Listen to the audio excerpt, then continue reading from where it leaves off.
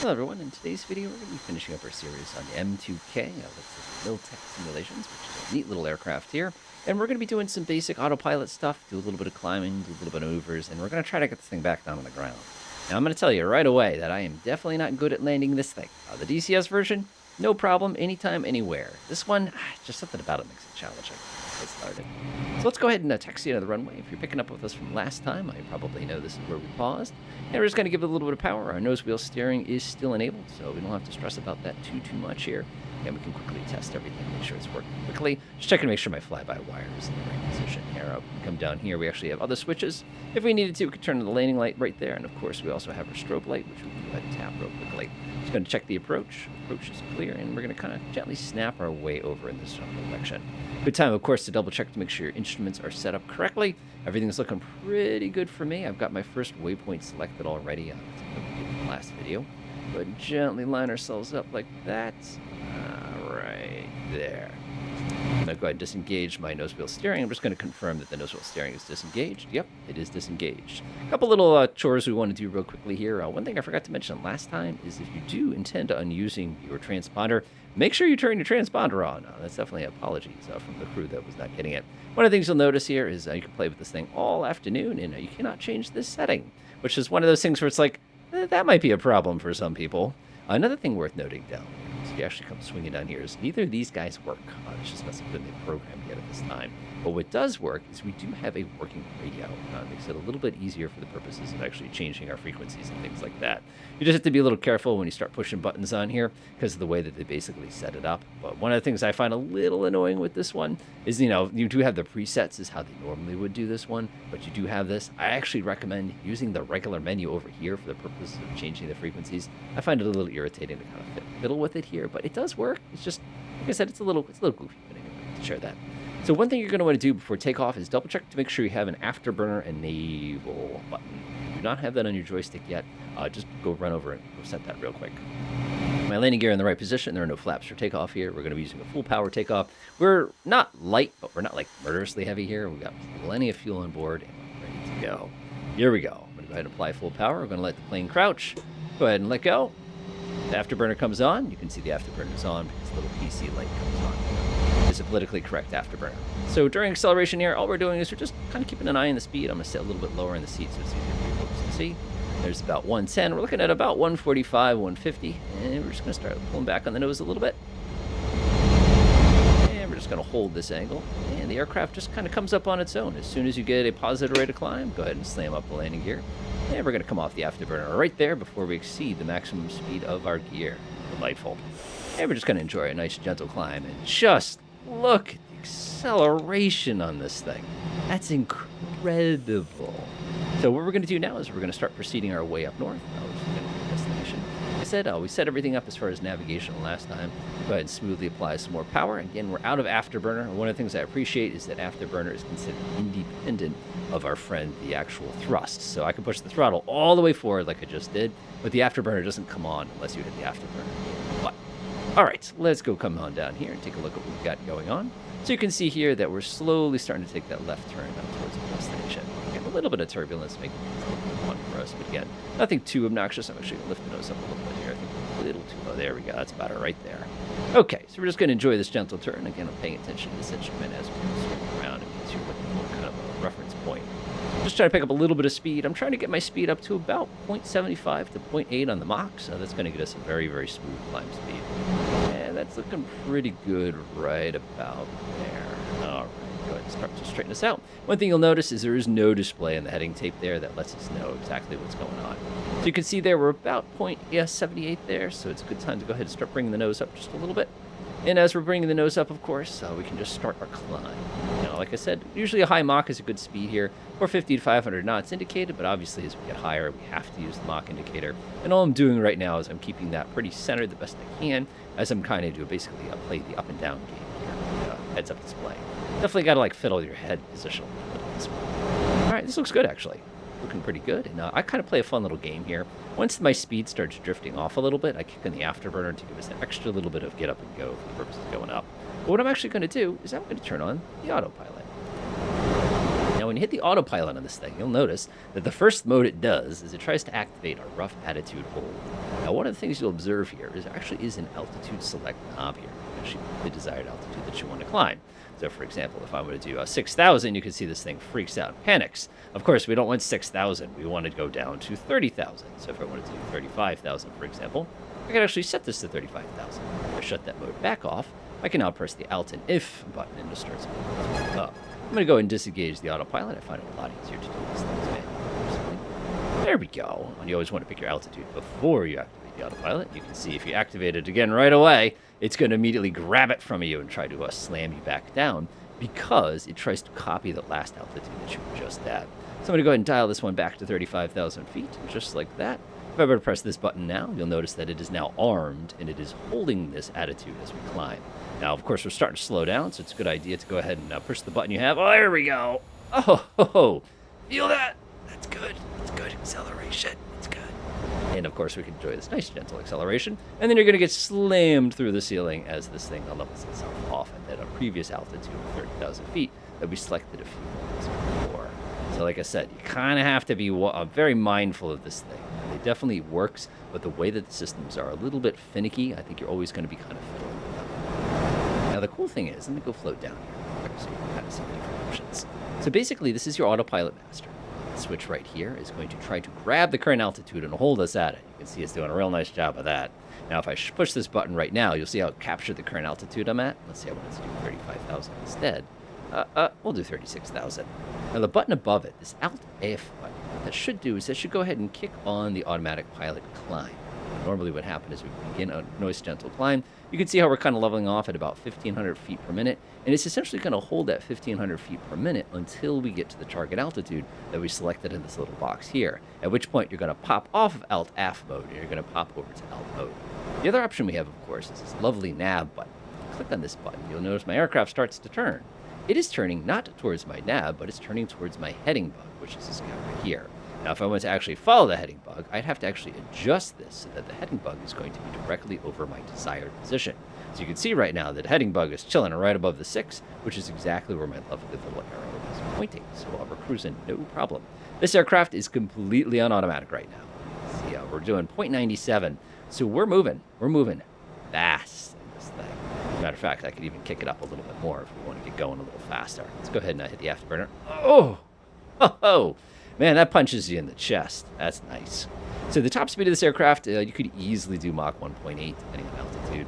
You can see right now that we're burning a whopping almost 200 kilograms per minute of fuel, which is fine. Like I said, we've got 3,700 of them. You can do the division on that real fast. I've got 2 minutes or something. So it's really a non-issue as far as fuel consumption.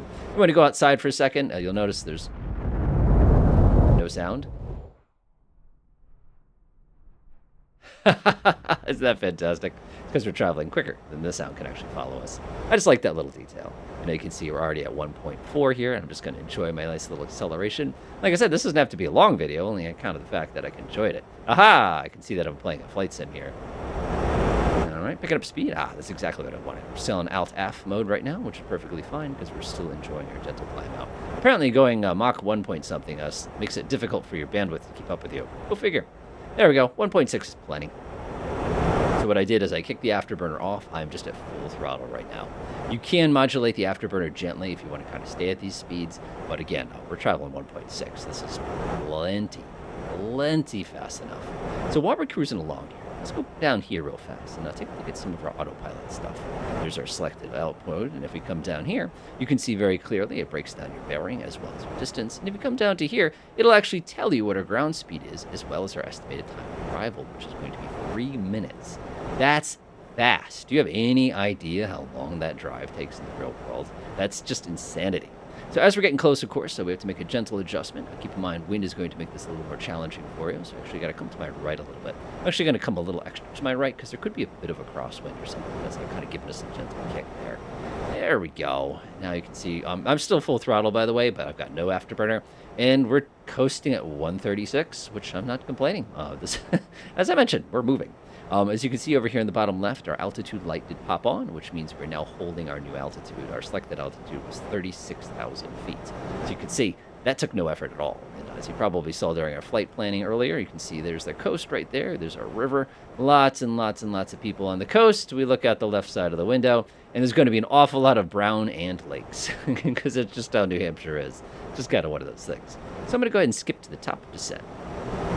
Just about hitting our top of descent. We actually just bumped and set the alarm off there. So what I'm going to do now is I'm going to swing over here and select our destination airport by pressing the plus button. I can see, actually, we were heading towards it the whole time. It's actually right off at 12 o'clock. Oh, there's Portland. We actually got waypoints reversed when putting them in. You will too, don't worry. So our destination, of course, is right below us, and I can actually look out the window right now, and you can get a real good look at this airport. They do not give you free maple syrup, by the way. So taking a look down there, there's our lovely destination. That's actually not our destination. That's on the way to the destination. Our actual destination's coming up in a few moments. We actually have a little bit of distance to get to there. And one of the things I appreciate is the fact that, let's see here, it's going to be right off of our side as we come flinging down. Yeah, there we go. Isn't that amazing just how stupidly fast this thing is? Now, one of the comments I made a few moments ago was the fact that, oh, yeah, while we're getting all set up here, this is going to be my top of descent. You're sitting there going, what do you mean it's going to be your top of descent? So we're still pretty darn high. Well, let's see what's going to happen here. Turns out I was right. We are about 26 nautical miles from waypoint 3. I just had the wrong waypoint selected. So we have waypoint 3. That's at Portland Airport. We're 25 miles away, as I promised. And now we're in the position to begin our descent. So I cleverly designed 2 airports along the ride. I do silly things sometimes. So to get down, it's a relatively easy process. Obviously, we can stick the nose over. That's one of the simple ways to do it. The other method we can do too is we can take advantage of the fact that this is a very, very, very high-performance aircraft and burn some fuel at the same time. So I'm going to go ahead and disengage my automatic pilot there. I'm going to go ahead and flip this thing over. And we're going to go ahead and pull the throttle back. I'm going to go ahead and pull the nose down. Remember, this is a fly-by-wire airplane, so it makes it a little bit easier to do stupidity with this. That looks pretty good to me. I'm going to go ahead and gently snap us back around. And you can see a little flying airplane. It's a little kind of circle. It makes it a little bit easier for you to kind of see what's going on. And in a descent like this, you're probably sitting here going, you're still doing Mach 1.2, Chief. Don't you want to slow down? Yeah, we'll go ahead and hit the speed brakes thing. Now, you're going to have to design a speed brake toggle button, by the way. You can't just press speed brakes and hold it. You have to actually hit the toggle button. One of the things I find really cool. Nope, I'd have to lean over my shoulder to go ahead and take a look at the sight. There we go.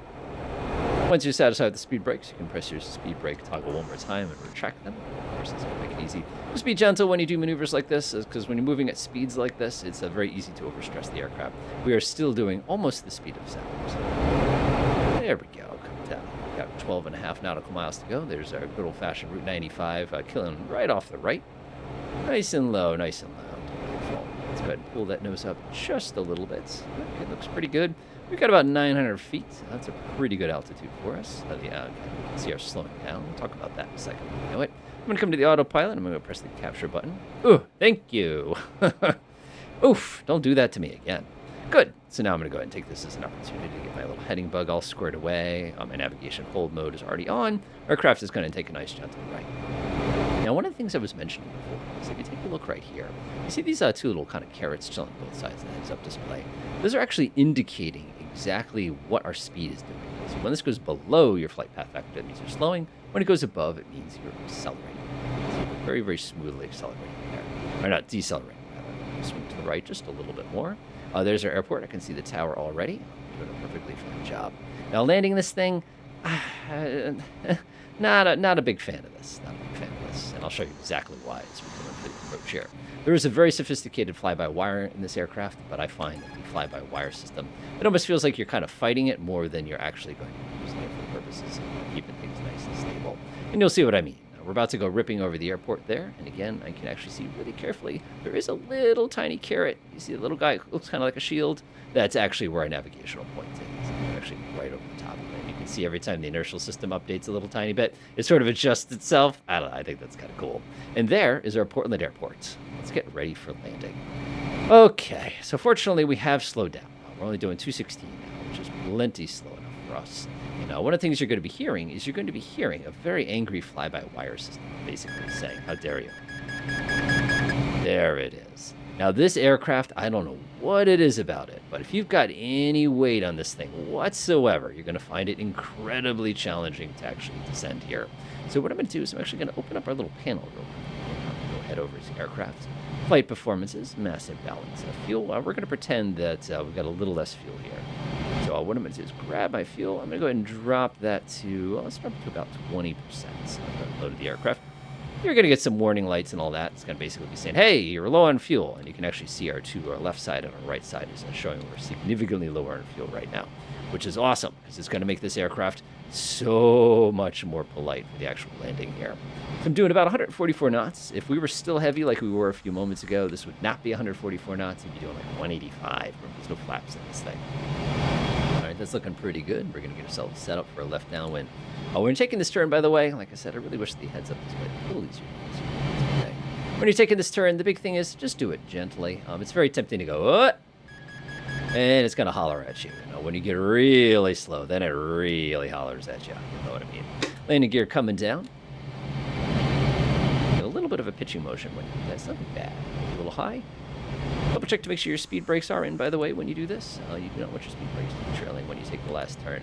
You'll find that you just slow down just a little bit too much. There we go. You can see we're going to be crossing the bridge, and there's the warnings. Looks like our approach speed today is going to be about $1.50, which is, that's enough. And you can hear just incredibly grumpy it is as we're taking. You can also feel the stick pusher basically kicking in and fighting you. There we go. Now, when I was experimenting with landing this one, I tried a couple different techniques to try to make it a little bit easier. The big thing I found is coming a little hot seems to be the simplest way to sort of fix it.